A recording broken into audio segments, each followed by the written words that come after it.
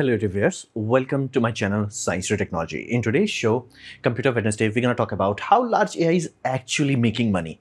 So let's dive deep into it. Well, here's the reality. There is a paradox. Generally, the idea is you invest some amount of money, you make something, and then it prints you money. Like, for example, they spent hundreds of K in order to make Google, and Google made billions of dollars. That's normal, average, how it's supposed to work. Again, you do supposed to put money, but there should be a reasonable expectation that it will be multiplied by at least 3 or 4.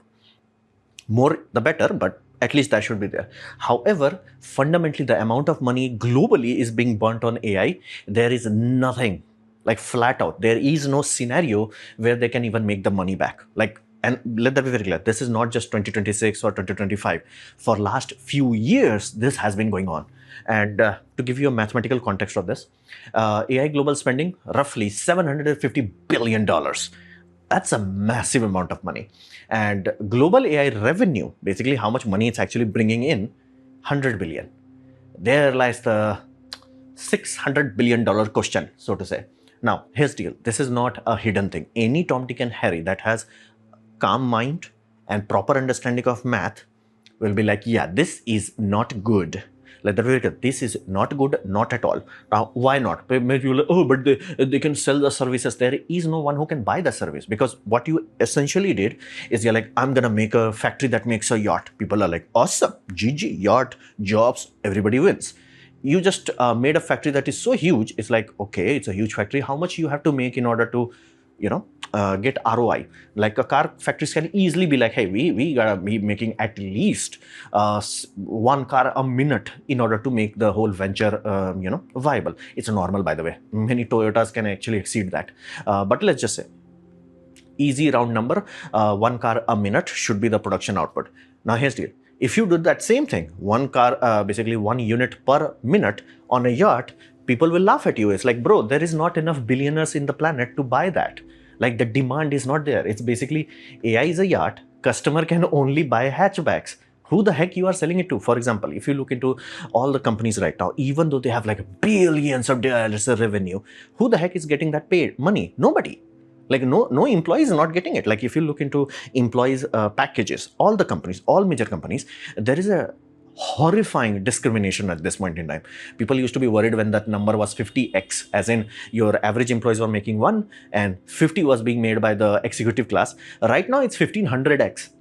Or some companies, I'm not joking, there is actual few companies that is like thousands of x, as in like 4000x, meaning you might be working in the most profitable company, you're gonna starve to death. So fundamentally, that shows you a reality. Basically, company is not paying that much to employees. Even if you replace them, the money that is available to you, like you replace almost 99% of them, the money available is too tiny. AI cannot, work under that because you spent more than that. So that's the paradox. And you're like, oh, national budget and this and nothing. Soviet Union tried that brain damage. Nothing has infinite budget. Nothing. There is no, oh, for security we can burn everything. No. Because before war happens, you will be dead. And again, thankfully, America knows this. Unfortunately, USSR did not knew that. Again, you cannot have infinite budget for anything. There is no scenario where you have infinite budget. Like B2 companies will like, whoa, B2 is awesome. We're going to build more B2s. I think original contract was 150 units or somewhere around that range, 125 or something. They only got 22. It's like, bro, we can't afford more of this. Everything has a limit. So same thing, you can make yachts, go YOLO, but you can't make a system that's like, okay, we're gonna keep making yachts, hundreds and thousands of yachts per day. It's like, yeah, there is not enough demand on it. So that's a physical paradox that cannot be beat. Okay, what are the fundamental reasons for cost? Well, there's a lot of things that a physical data center, like if you're making these puppies, they physically need it. And those things have real world constraint. For example, you went there, you're like, I'm going to buy this land, cool, awesome. I'm going to buy this water supply, cool, awesome. I'm going to buy electricity. Yeah, sir, about that. Yeah, this place was built for nowhere. It has no capacity. Yeah, this was barely designed. The substation is barely designed to handle 100 megawatt load. You are asking 1 gigawatt. Yeah, no, we can't provide that, like fundamentally. And if you ever wondered like why so many people are showing like, data center running on gas, yeah, they do not have electrical supply there. Oh, here's the funny thing. Transformers are not mass produced. Fun fact. Like transformers that are on pole, yeah, they are mass produced because they blow up every day. Again, not your transformer that was supposed to last at least 5 to 10 years. It's just that there's so much deployed, it's like there is a conveyor belt for it. It's like, yeah, we're gonna keep making it, oh, it went boom, okay, take this, it went boom. But substation transformers, specifically anything that is above 100 megawatt, it does not matter the voltage, generally it would be above 100 kilovolt. Yeah, those things have wait times. As in, yeah, call it and wait for 2 years. Yeah, America ran out of all those transformers because of these things. So, and yeah, you can't speed it up. You can't even buy that from China. Even China has like an issue because of like all the hypercharger data, EV chargers. They're like, yeah, we really need to turbocharge that. And again, because these things are designed to last a very long time, nobody wants to do that. It's like, yeah, I'll make an extra factory, make few of them after that. Because these things supposed to be very robust, very long lasting, like 25, 30 years lifespan. So, yeah. So power has a physical envelope. If you exceed that envelope, you're dead. People need fresh water. Like for example, are they burning more water than everything else? Hell no. They are less water thirsty than golf course. And golf course is just like, you are not even seeing golf course. Like AI at least is in your mobile phone. At least you can say like something I'm doing. You are not going on golf course. So fundamentally speaking, people are like, hey, how about me drinking water? How about you not drinking water? How about that? So people don't like it. That means that there is a threshold before people just snap and they just burn you. And trust me, history is filled with that. So you do not want to reach that point. And you cannot pay off the loan that takes 5 years. For example, you bought a NVIDIA A100. Let's just go with that number, A100. You bought it, and then you did the calculation. Like, yeah, 5 years. This puppy should make me ROI. As in, all the money I put into it, it should generate enough revenue that would be paid off, and then I'm gonna print money like a solar farm. Like if I put a solar farm, I'm expected to have ROI in 5 to 10 years, and after that, it's supposed to last 25 years. So that I'm gonna have a good, healthy life. That's normal internet hardware. That's why you see the layoff happens, bulk sell-off happens. They are generally very old hardware. Yeah, generally, unless they break, you don't need to replace it. You calculate it that way. Now, companies are creating, basically NVIDIA, creating hardware that is becoming obsolete in 1 year. You can't do ROI on that. It's like, I bought A100. This is going to generate X amount of tokens in Y amounts of power and T amount of time. Cool, awesome. 1 year goes by, NVIDIA is like, now A200, this puppy consumes half the power, does double the work faster. Now any new data center is opening with that, they will mog your profitability. You cannot operate with those things. So you have to throw the hardware away. You literally threw away functioning hardware. Oh, and here's the deal. That was second year. Third year, A300. This time it's double the power, half the energy consumption, double the compute power, so to say. And you're like, again? So this has been happening. Now here's the deal. If it's obvious to me, is it not obvious to them? It's obvious to all of them. It's not obvious to you, but it's obvious to all of them. That's why when you go through curve like this, the risk of under-investing is dramatically greater than the risk of over-investing. They know they are over-investing. They know scientifically that it is not going to make money back. So they are doing it anyway. Why? Well, they are using a cheat code. The cheat code is stock market. The stock market is what we call fear of missing out, FOMO. There is nothing more than that. It's basically dog tasting his own tail. There is nothing, no substance, nothing concrete. Ironically, they are pouring a lot of concrete. They don't have concrete. So the idea is, I'm going to put $10 billion into this. Cool, awesome. Here's the deal. This will not generate $10 billion of revenue. However, it will increase my stock value to more of that. Using that increased stock value, I'm going to place for another order. And all of them are trying to do is what we call capture the physical limit. Meaning there is only so many places you can build a data center in USA where it is cheap enough, where you have water access, where you have electrical, maybe future expansion plan, and like all the what we call peak spot, like beachfront properties. All those beachfront properties, these companies are racing to just like consume all the beachfront property, and anybody who comes afterwards will have much harder time to compete. So that is one what you call scarce resource that they are digesting right now. Just consume land, just consume everything. So, and how they are paying for it? They are not actually paying for it because again, there is no revenue. They are literally trading revenue for stock. It's like, hey, look, our stock went up. Let's just take a loan against that. And yeah, so this creates a paradox. Why? Well, Google had a bitch slap moment with ChatGPT because Google worked for years. And again, there was Yahoo. Yahoo did not die overnight. It was like, ta-da, Yahoo, and then there is no Yahoo. It was a slow ticking, like, chipping away at it. However, ChatGPT did to it what it did to Yahoo much quicker. Overnight, people went from, hey, I'm just gonna ask ChatGPT. First, it was like, who cares? Google started to notice search query going down. That's how big it was.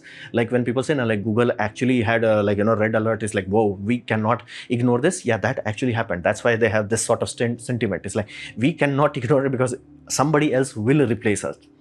And then you have I'm willing to go bankrupt rather than lose the race. This is Larry Page. And then you have, he rather misspend a few $100 billion than risk losing AI super intelligence. All of them are betting on few things. First is, I cannot look weak because investor will pull out money. So they are stuck. If I win, I'll have magic. I will win. Everybody has nothing. Everybody is chasing their own tail. It's going around and round because physical reality. You can say all the hype you want, but many of this time, they actually require payment. Like, hey, oh, you want a high voltage transmission line? Great, awesome. Where's your money? And no, don't give me stock. Like, give me actual hard cash. Copper does not care about its stock value. So what it means for consumer, you and I? Well, there are people working on maths. For example, imagine the old era, as in before 1960s. So vacuum tubes are becoming a thing, computers are becoming a thing, and people are building computers. And at that time, if you have showed them this puppy, mathematically they would be like, bro, this is BS. This physics-wise cannot happen. However, it did happen. Why? Well, better mathematics. We figured out how to do design transistor better. We figured out how to connect them better. All of those things, basically better design. Chemistry did not change, by the way.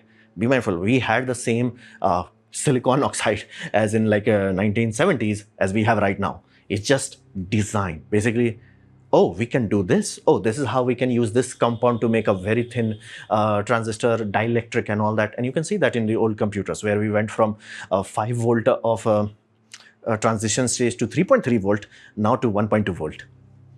So again, mathematics became better. We understood things better. So people are right now working their ass off on the math that was created in 1970s. The people who got a Nobel Prize for AI mathematics, they created mathematical formula for this neural network. And it works. But here's the deal. It's from 1970. Mathematics also grows.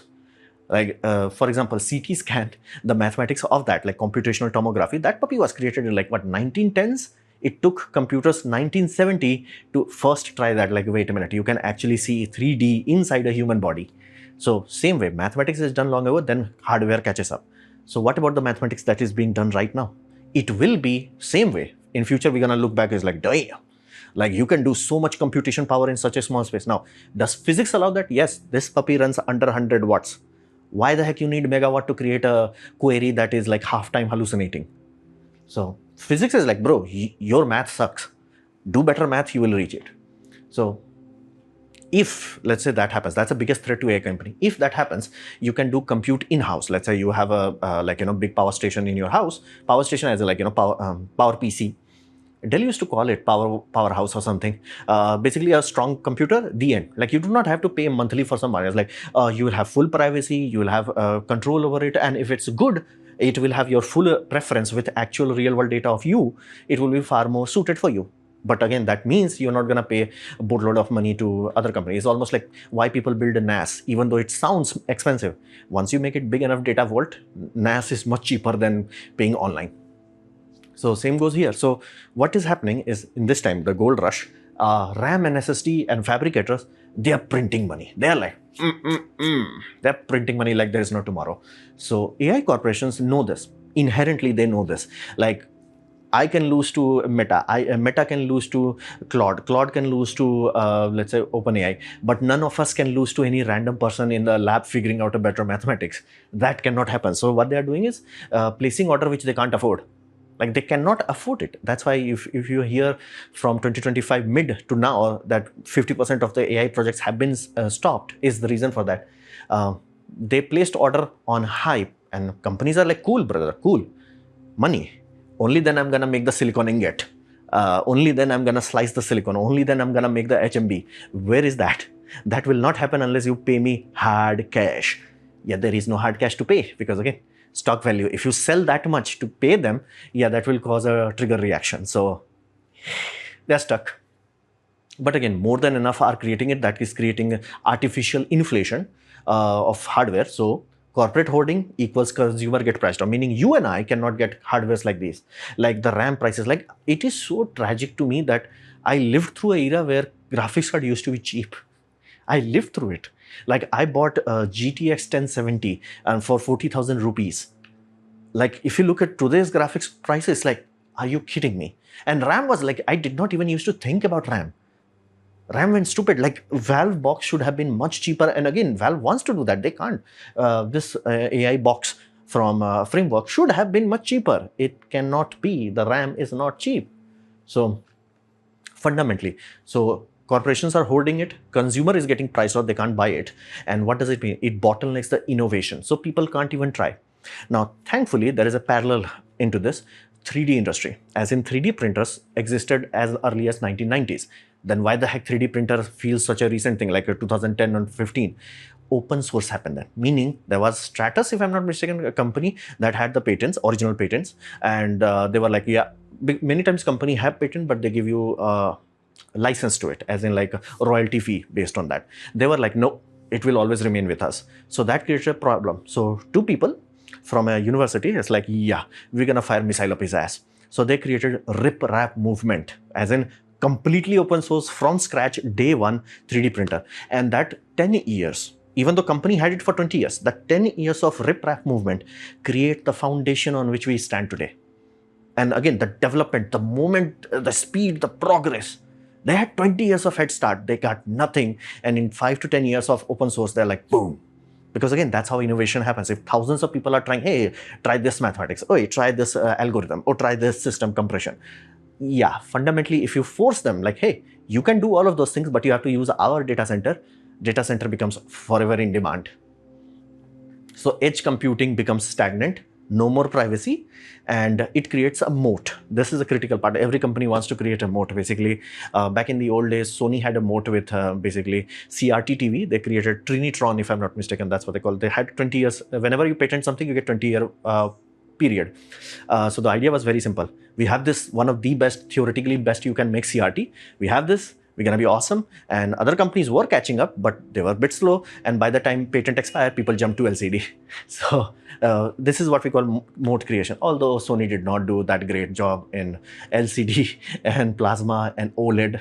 So those, LG took that. And in small scale, Samsung took that. So generally, companies work their ass off to create a moat. It's like, you cannot touch me in my domain. So AI companies want to be that, like, hey, AI, you can think all you want, but if you have to do it, you have to use our services. So consumers gets kaput. And again, like, can you imagine, like, back in the days, I was thinking about, hey, 32 gigabyte, fine. Yeah, now people are like, hey, can I afford 16 gigs of RAM? I'm like, we went backwards. We went backwards. Now, how the heck they are funding all of this? Again, some is like a retirement wallet, but again, it will pop. Well, here's the deal. CEOs knows this, and they know that if the pop, the boom will be violent, as in collateral damage, as in lot of death. So the idea is they create a blackmail device, which we call mutually assured financial destruction. Meaning, if I go down, you go down, everybody goes down, we all die. It's like a Cold War, so to say. So the idea is, a lot of government agents will do backdoor system, and to create hype, because human psychology is very vulnerable to this. You create a hype and you say you cannot have it, everybody will pour every single ounce of money just to take a touch of it. Just say ban it, and government is banning it. That's why, like, if you're like, oh, government is banning the AI, somebody behind the scene is doing that. Basically, they are buying stocks right now before the IPO, and once the IPO happens, they will sell it, they will become rich, and you will starve to death. So that is happening right now. And here's the deal. How do you create a collateral damage? Basically, not just like, oh, company went a boom. Create collateral damage. Because again, if you create collateral damage, it's in everyone's interest to keep you alive. So idea is, insert it forcefully, like just go insert it into basically an index. Why index? All your pensions are there. And index is a mathematical system, meaning if say index says like buy this, you will buy this. And you as in like the algorithm was like, okay, this is a new entry, a new company is being kicked out, this company is coming in, 10% should be our investor, all the money will flood into the system. Mathematically it was designed that way, it's supposed to be that way. It's just that generally there are safeguard. So government is like, hey, Nasdaq government is like, what if we remove the 3-month cool down period, because hype generally dies down in 1 to 2 months. So we remove the buffer period that cools down thing and force fast entry in 15 days. So you enter there, everybody's pension end up buying your overinflated stocks, which if you have paid attention to any stock market, all IPOs are overvalued. So stocks are forced to buy it, because again, that's why that entry is so important. And because of weight distortion, you have disproportionately larger bonkers stupid number like 2 trillion or something like that.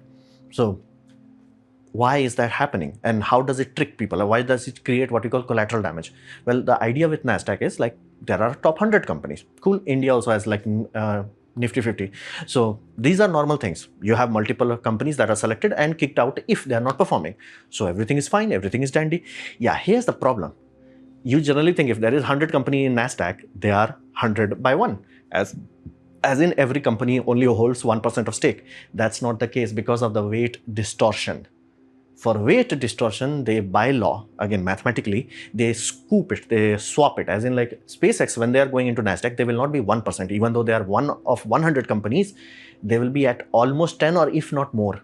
Meaning by the time Nasdaqs have absorbed all the new AI company, you could be looking as much as 30% of the money, even though there are 99 company, would be in just top 5 companies. And collateral damage is now much more. As in, when the AI bubble will eventually pop, it will. We have this in 2000, we had this in 2008. That's in my lifetime 2 times, more than enough. So it will happen. What will happen after that? Let's say AI bubble companies, the investors is like, bro, it's not growing. Your highest was this. It's not growing. How about I sell it? Collapses triggers from that point. You sell it. Once you sell it, how the heck they will get the money back, because Nasdaq is not keeping cash. So how they sell healthy stock. They sell healthy in the same proportion as they bought it. They do that, okay, healthy stock started to flood the market. Now you dumped this. More and more people start to do this. Once they realize this is a sunken ship, now you have a scenario what we call fleeing investor required money, because for that dumping of healthy company has to happen. As in there could be a basic steel company. It's like, hey, we have been following our roots. We are very thorough and we are very mindful. Everything is very calm and selective. Yeah, their stock value goes down. Now, why does that matter? Well, if they are in stock market, they are using the stock market. That means they have collateral. As in, money is coming via banks. Money requires some sort of collateral. That collateral is stock value. If stock value goes down drastically, little bit change, nobody cares. But drastically, that happens via dumping. Yeah, it collapses them. As in, the banks will be like, yeah, we cannot give you any more money. Meaning your next month's salary is not happening anymore. Companies generally supposed to keep at least 6 months of reserve. They don't nowadays. That's why 2020 triggered so much bankruptcy. Like, companies supposed to have that. On like good days, you're supposed to keep some money away. They don't. People are like, okay, whatever money you have, put it into expansion and all that. We are playing basically too close to the edge, and penalty of that is that triggers recession. You lay off so many people get scared, people spend less money, now the demand goes down, more people get laid off, and voila, and recession happens. Be it year 2000 or 2008. And it is what we call too big to fail, because at that point in time, runaway effect happens. Everybody starts to sell everything because nobody has trust. And again, you just did the dumping of healthy companies. If healthy companies are losing value, what do you think happens to companies that are like, Healthies are green companies. If green companies are going down, yellow companies would be like, and hype companies were like, they were the virus in the first place. So government have to bail them out. They basically have to force stop Nasdaqs. And again, this sort of things have been done where it's like, no, stop. You can't do this. Like, let's cauterize the wound, do all of those things, because you might be like, hey, Enron went down. What's a big deal? Yeah, it was in a very dangerous place. Collateral damage was healthy company losing. So Cisco, when Cisco went down in 2000, it had collateral, and God help you if you had to retire at that time. Basically, you would not have retired. As in like, hey, money. Yeah, there is no money. Yeah, there is no money. Gone. Money gone. Done. Nothing. What does that mean? That simply means work more. Work more. And again, that's why whenever this sort of bubble collapse, if you are the one who is getting retired or retiring in the very close proximity to that timeline, yeah, God help you. And again, government either has to print a lot of money, causing inflation, which is the same thing. You becoming poorer is just that you feel less poor. So that's basically, this is what we call collateral damage. If I die, all of you die. And that's why the NASDAQ rule was changed. It's like, hey, fast track it. It's just like, Now, like, okay, then why don't we have something like, 1 by 100 system? There are, but they grow very slowly. So people's psychology, human psychology does not allow us to put money where it's like barely growing. Oh, my opponent grows so much, it's like, okay, throw all the money there.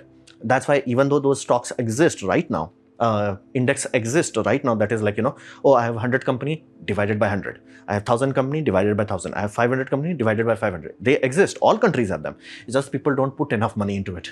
So they do not have a stabilizing effect. There are regulation. People are trying to ban this sort of index, because again, and be mindful, this is not the first time this has happened, not the 2 times, but a lot of times even in history before this, where it's like, yeah, this always leads to the bad thing. So there are regulators, like human psychology will not allow that, so regulators have to force it. It's like, no more indexing based on weighted distortion. Do indexing, cool, no problem, but not weighted distortion. And none of this, like, that was the dumbest thing they could have done, NASDAQ, because again, short term everybody will make money, long term it will damage NASDAQ. Again, people are hoping, be mindful, whenever this sort of collapse happened, it did not recover in 1 year. It took years to recover. Even after government bailouts, like, it is long-term collateral. So that's how your retirement is sold right now. And again, this is just one company doing this 10% of most of the index. I'm like, I really do not even want to imagine what happens if Claude or OpenAI, they start to flood the market. So what can we learn from history? Well, history is filled with this sort of things. Again, railway people had that, flour had that. So this sort of thing. And be mindful, all of this cheat code is because billionaires are utilizing backdoors. Congress people are doing that backdoor thing, and they're converting their shares into hard cash as quickly as possible. Now, when index falls, your retirement gone, and corporate wealth vanishes. Now, that is the most horrifying part for it, because you paid real money, you had nothing, but value disappeared. Meaning somebody has stuck with holding the bag, basically Soviet Union after they ran out of other people's money. It's like, yeah, the collateral damage is real world public poverty. You become poorer. You become like, bro, I'm not gonna have a family because I can't afford it. You die. Your whole family lineage dies because Elon.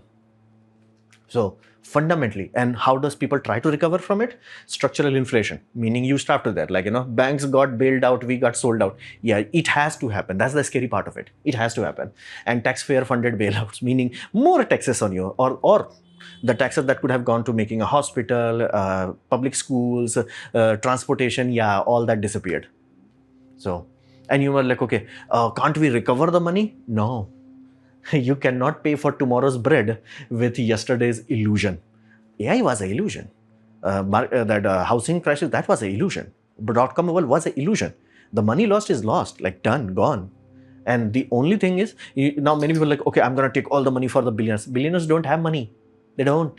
You're like, okay, I'm going to collect their yachts. It's like, good. Who's going to sell you to that yacht? Like, okay, let's say you took a yacht that is $5 billion. Who is there after a bubble crashes? Who is there to buy that $5 billion from you? And it's not a warship. It's not useful. So there is no value in it. It will literally cost you more to recycle the steel. There is nothing in there. You're like, okay, I'm going to take their, villas. Nothing is there. What, you're going to demolish the villa and then farm on that? Because again, if that money, that time was used to make a hospital, great. Airport, ultra great. Schools, GG. But no, it's just a villa. So you cannot claw back wealth. Once it's burnt, done, go home. And basically, when bubble pops, people's life that they are getting popped is not the corporate overall. They will be fine. And again, I do not hate corporate overlords. I hate you. Because it's like, I cannot tell you how many people are defending this SpaceX system. It's like, it's not SpaceX. There are 3 packages in that SpaceX IPO. One is SpaceX that burns $2 billion per year. Not bad. Then you have Starlink that prints like about $8 to $10 billion per year. Great. You have these 2 puppies. Awesome. Yeah. And then there is XAI, which was added in February 2026. And that burns $50 billion per year. And now it's in your index fund, opening a door so other things that burn money will go into your index. And people are so fiercely defending it, because be mindful, this is one thing you have to understand. Hype works if people buy it. If people don't buy it, it does not work. People have to buy it. And I am genuinely disappointed in people. It's like, it's not that you deserve poverty, you work your ass off to get poverty.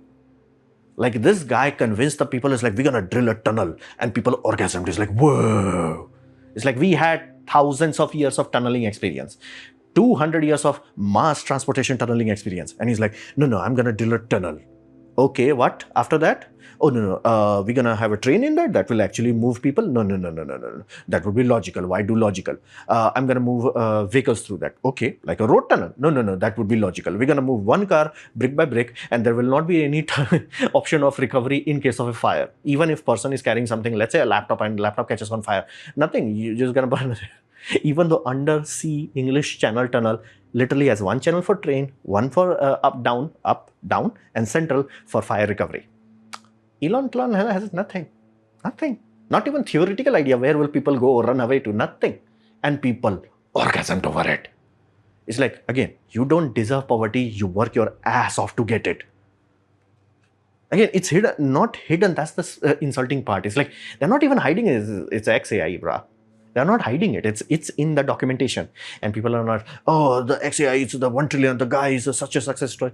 He is leeching you off because I think at this point he disguised by you, like disgusted by you. It's like, look at this pathetic idiot. Let me take all his future. You don't deserve a future. Again, remember in 1990, a coffee was 75 cents. Right now, 2004, it crossed $3. I'm pretty sure it's $4 now. You're going to starve to death. Have fun. So this was my presentation on basically how the heck AI is getting paid for. They are not. It's your future. Hopefully you have liked it, learned from it. In that case, please hit the like button, share it amongst your friends. That will help me a lot. If you didn't like it, didn't enjoy it, I urge you to press dislike. Press it twice to show me extra disappointment. Please leave a comment because I do try to reply to all of them. Subscribe, press the bell icon if you're free. And as always, thanks for watching.